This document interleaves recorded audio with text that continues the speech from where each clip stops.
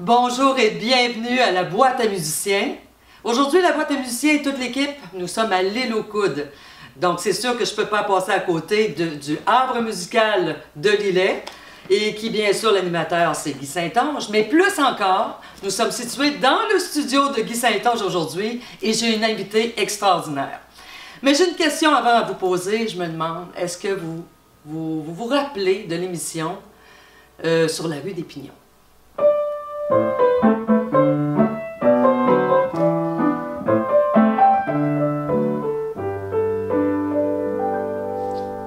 Mon invitée spéciale aujourd'hui, Madame Marie-Josée Longchamp.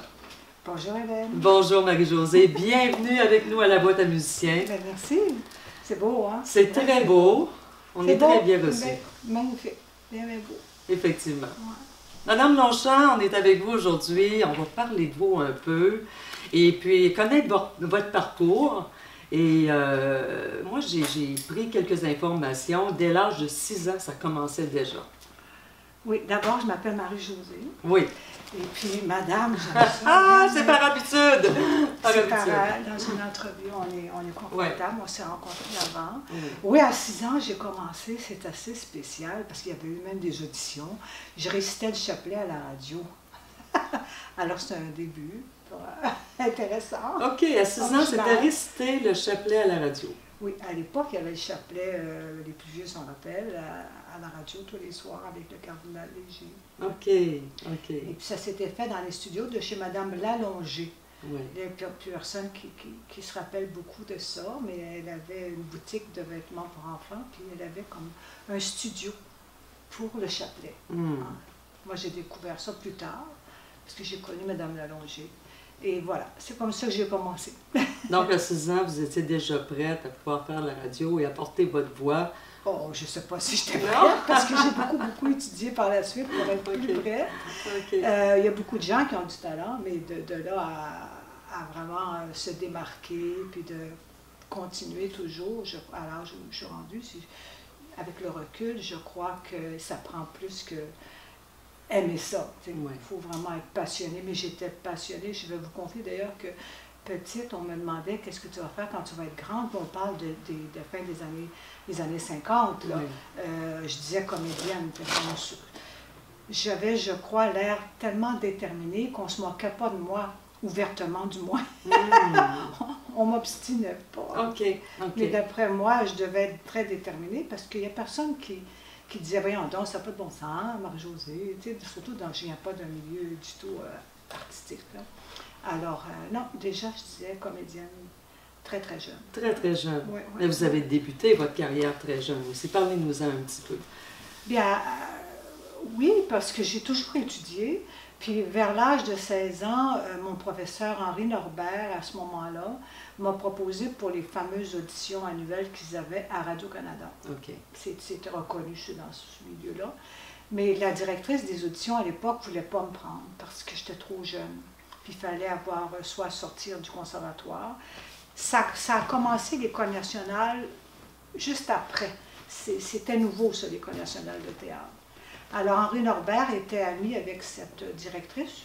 Il ne m'a pas confié aucun secret, mais j'en ai déduit avec les années. Tu sais, quand on est jeune, je n'étais pas pour demander à M. Norbert comment se fait-il que j'ai réussi à passer les auditions. À cette époque-là, j'étais d'une immense timidité qui est assez normale, peut-être, quand on est jeune. Et Quand vous dites jeune, on parle de quel âge? On parle de 16 ans. 16 ans, OK. Et puis là, j'ai passé les auditions, puis il fallait choisir une pièce classique ou une scène de classique à l'époque. Mm-hmm. Ça a bien changé, là. Et puis quelque chose de moderne. Et je jouais déjà dans une série qui était merveilleuse de Marcel Dubé, qui s'appelait De 9 à 5. Et Marcel Dubé m'avait fait venir pour jouer un personnage dont je ne me souviens pas malheureusement du prénom. La petite fille de mon personnage gardait chez Benoît Gérard et Monique Joly. Benoît Gérard qui était beau comme un dieu et tout. Puis c'était gênant, je le trouvais tellement gentil et beau.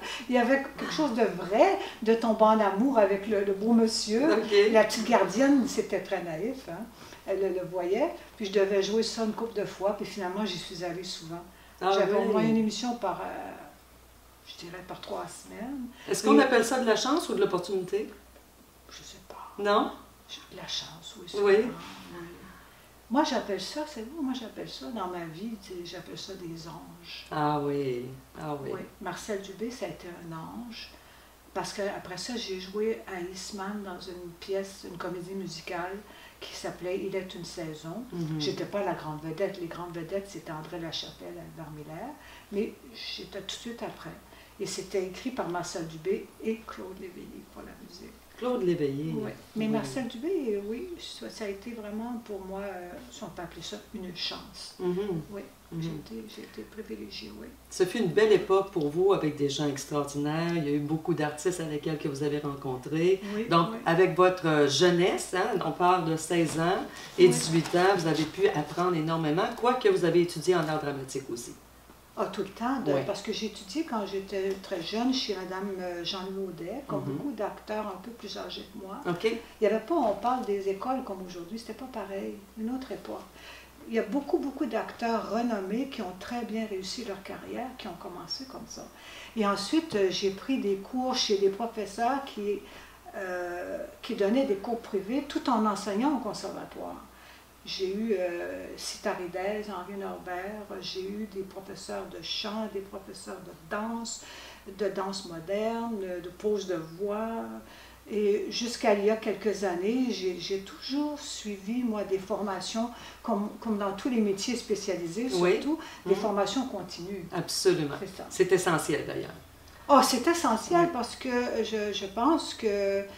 Moi, je pense que ça fait partie peut-être de mes qualités.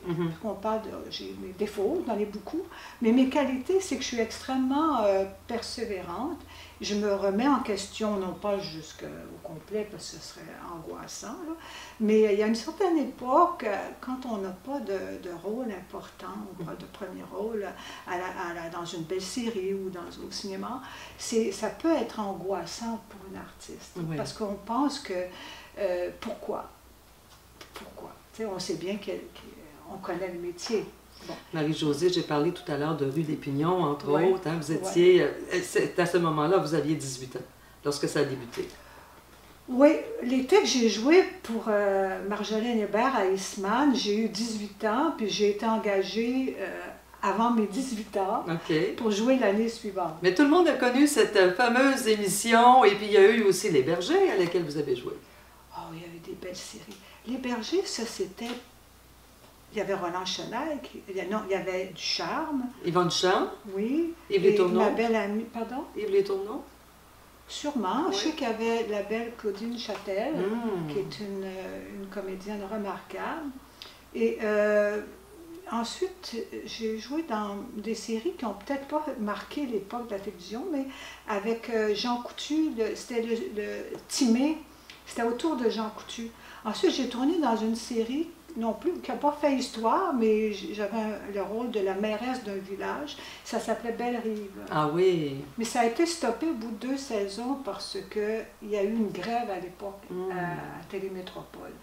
Ensuite, j'ai joué dans L'Or du temps, j'ai joué dans... J'ai beaucoup aimé mon rôle dans Virginie. Oui. Oui, j'ai eu un rôle pendant 2 saisons dans Virginie. J'ai bien apprécié un rôle différent. Et j'ai fait une apparition, comme la plupart des membres de l'Union des artistes, dans Les Bougons. Et c'est là qu'on a découvert que j'étais comique. Et j'ai eu, 2 jours après l'apparition de l'émission, un téléphone pour jouer un rôle de comique. Extraordinaire. Ouais, j'étais contente parce qu'il paraît que, c'est ce qu'on dit, faire rire, c'est plus difficile que de faire pleurer. Alors, de faire rire, c'est un angle assez nouveau pour moi, que je peux être très drôle. Et ça se réussit très bien. Oui, mais c'est pas organisé. Non. C'est-à-dire que si c'est un personnage amusant, il faut l'approcher sérieusement. Mais on envoie un message dans le ton du texte.